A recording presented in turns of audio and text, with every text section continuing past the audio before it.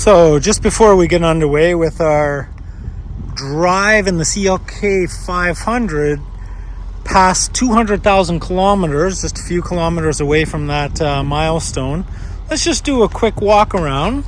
The paint has held up. I mean, you know, I should have probably washed the car before doing this video, but you know, it's holding up fairly well.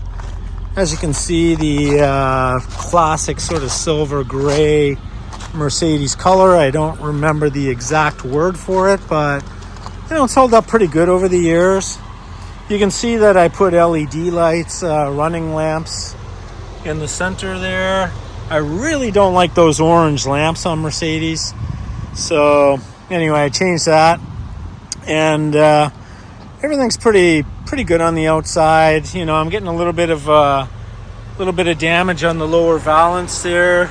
Actually, yes, I actually put a piece of duct tape there.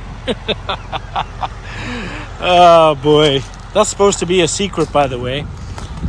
Just lucky that the duct tape matches the color of the car. So in the back, I tinted the window fairly dark.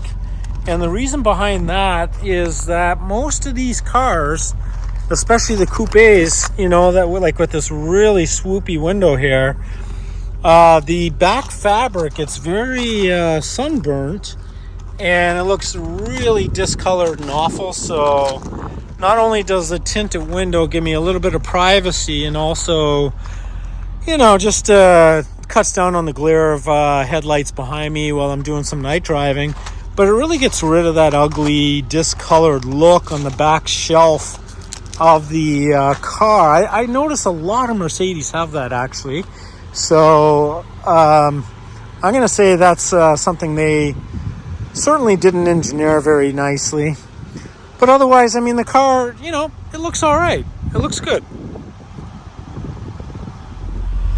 Just another note, you can actually put bigger tires on these rims. So I've just put on 4 brand new tires onto this car, and I got these at National Tire Wholesale in Delta, Canada, and these are 255 series, 255 4017s. So they'll fit perfectly fine on this stock rim. And I put 235s up front. So that's basically widen the stance a little bit of the car. And I'll be also installing, they're actually in the trunk of the car, I just haven't gotten around to it yet, but I'll be installing 15 millimeter wheel adapters on the rear of the car to give it that better looking stance overall. I find this car is quite narrow, so just widen it out a little bit will do it wonders in the looks department. As you can see, I don't want to show too many phone numbers here that I'm using, but you can see Spotify and everything like that. I'm really proud of this. I just did this yesterday, so you know, we're at 199,999 kilometers now. So let's move on, and I'll find a way to mount this camera, and we'll get on with the review. But that's just a few tidbits for you folks. A quick addendum here. There is the wheel spacers, 15 millimeters. They have been installed now, so it gives it just a slightly more flush look. The tires on the back are 255 4017 with 15 millimeter wheel spacers. Looking good from the front. As you can see, they're pretty flush. Looking pretty good back there.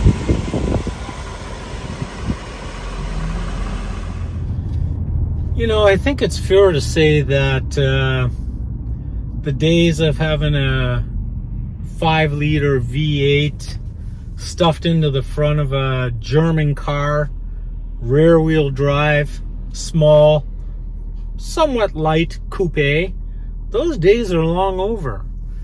And, you know, as much as these cars are not really collectible necessarily, although we've said that about a lot of other cars, I would say that, you know, this is really has to be the end of an era. There was, you know, a few other V8 rear-wheel drive German cars back in the 2000s. One would have been the M3 with the 414 horsepower V8. The other would have been the Audi S4, which also had a V8, but that was all-wheel drive as well. And then you had these. You had Mercedes with a whole bunch of products. You had the CL500, CL55, CL65, CL600, CLK500, CLK55, CLK63. So Mercedes really went heavy into the big, powerful engines, rear-wheel drive. And I think that's what really sparked off the horsepower wars in the 2000s amongst the German car manufacturers. Now this car itself, it has 302 horsepower, 339 torque, which is, you know, not bad numbers. For back then, they're actually really good numbers, because even the M3 the same year, 2003, the M3 had about 333 horsepower, I believe, and a lot less torque, about 260, 270, whereas the torque here is about 60, 70 more torque. And as collectible as that M3, the E46 is, you know, yes, it has the more sporting characteristics than this car. This one's a little bit more of a GT cruiser, and that's the way I treat it. I don't really speed it around. I mean, once in a while I'll put it in sport and then shift down a couple of gears and take some pretty quick on-ramps, and you know, it's still that naturally aspirated V8, that 5-liter that Mercedes put into a lot of cars back in the 2000s. That's a durable piece of gear, I have to say. There's really nothing wrong with the drivetrain of this car. The issues that I've experienced are mostly secondary issues, wayward warnings. You know, I had a battery die recently, but you know, if you watch the rest of my channel, rest of my videos, you'll know that I was out of the country for a long period of time, came back to a dead battery, put a new battery in, everything kind of booted itself back up. A couple of tips on that, by the way. I did everything to keep that battery running, except that someone unplugged the battery tender from my building, so hey, what can you do? But you have to reset a lot of the functions, like the sunroof and some other gear on the car after you reinstall the battery. And it's a do-it-yourself issue, no problems whatsoever, very easy battery to change. And so that's all I have to say about that. Now the car, you know, I've been driving around for a couple of weeks, and you know, since I've been back to Vancouver, and you know, it's driving the same as it was when I left it 9-10 months ago, sitting in an underground garage. So you know, nothing's really changed. You know, I did put all new fluids, I flushed the radiator, all new radiator fluids, oil change, of course. Even though I did that right before I stored the car, I did it again. And you know, as you would know, with an aging V8, keep the liquids fresh, keep everything fresh, keep all the fluids nice and new, and you know, you can probably run this car. I've heard of cars like the CLK500s. I even asked ChatGPT, and they said, yeah, this car's pretty good. This engine and transmission, the 5-speed transmission, should be able to get 300,000 to 500,000 miles. So 300,000 to 500,000 miles. I don't know in kilometers. It's like 500,000 to 800,000 kilometers. I mean, you'd really have to be, you know, spot on with your maintenance, preventative maintenance, and you know, really on you know, on par with everything that needs to be done with this car, and have a great deal of knowledge to do that. I wouldn't say I have all that knowledge, but I definitely have the desire to do so, because I have a couple of other older products that are German as well, and they're all running very well as well. So okay, no, more specifically to this car here, a couple of the auxiliary failures that unfortunately have happened is I still have an ESP light and an SRS light that comes on. This is very unfortunate, because you know, if I want to sell the car, that's going to be a big red light. Well, literally a big red light for anyone that wants to buy it. And I had Mercedes themselves actually track it down to a faulty seat belt buckle on the passenger seat. So I would just basically have to find a seatbelt buckle, replace it, make sure the wiring's good. That might turn the light off, because when you get the SRS light, you get the ESP light automatically with it. And I know the ESP works because, you know, anytime I take a corner quickly, or I'm in some of the wet weather type of thing and I turn quickly, the car catches really fast. Mercedes Nanny, the ESP, electronic stability program, really catches Mercedes really quickly. You can't really, you know, drift these cars or anything like that. Even if you turn the ESP off, it stays on to a certain degree. So the car's just driving the same way it always has. The durability's been good. I'm gonna talk. We're about 4 kilometers away. I'm stuck in traffic here, unfortunately. I'm trying to get to the highway, and once I get out there, let's pass the 200,000 kilometer mark, and I'll share it with you folks. Maybe we'll get up to speed. Let's see what it's like out there. Just driving onto the on-ramp to Highway 99, which heads south out of Richmond into Delta and all the way to White Rock. It'll actually take you all the way down to the United States in about 20-25 minutes. So let's shift down a bit. Let's put it in sport. We'll shift down. I'm in 3rd gear now, and I'll be entering the highway. Can't really do anything at this point, so I'll just put it back into drive, keep it in sport, and let's give it a little gas here to pass some of this traffic.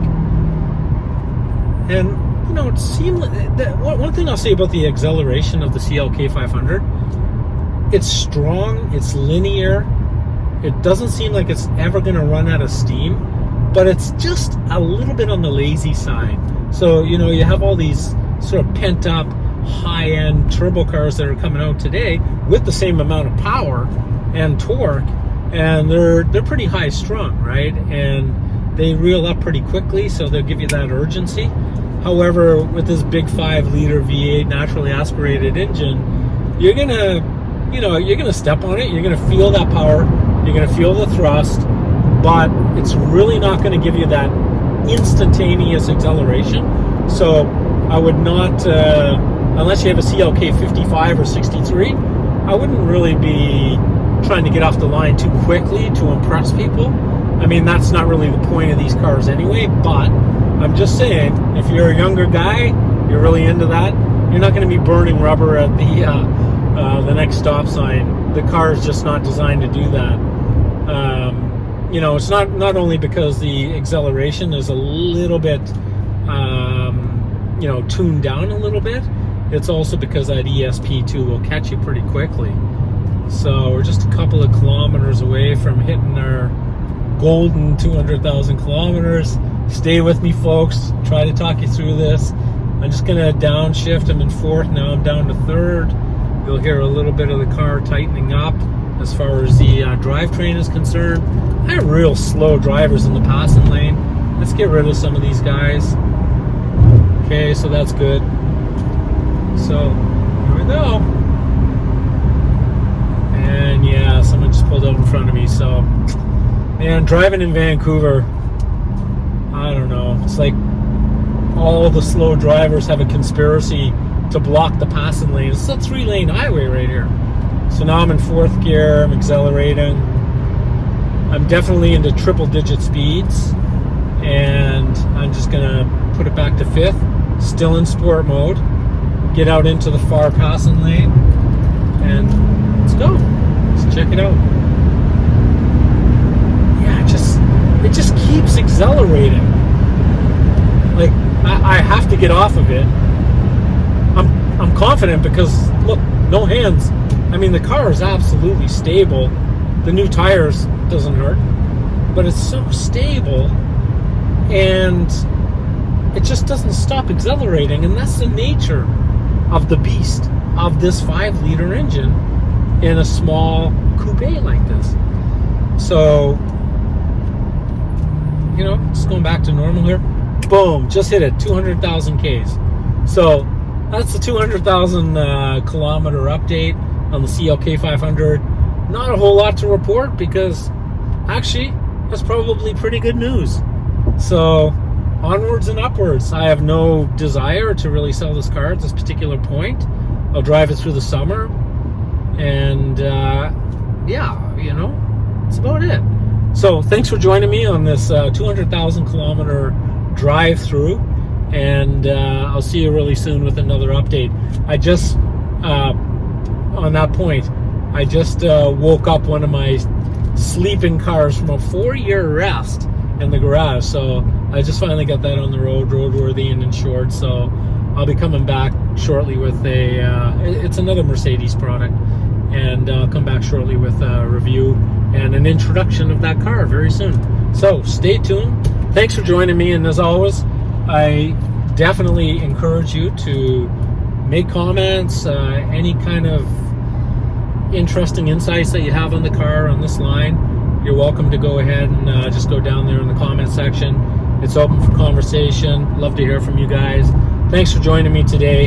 Have yourselves a great day wherever you are, whoever you are, and we'll see you soon.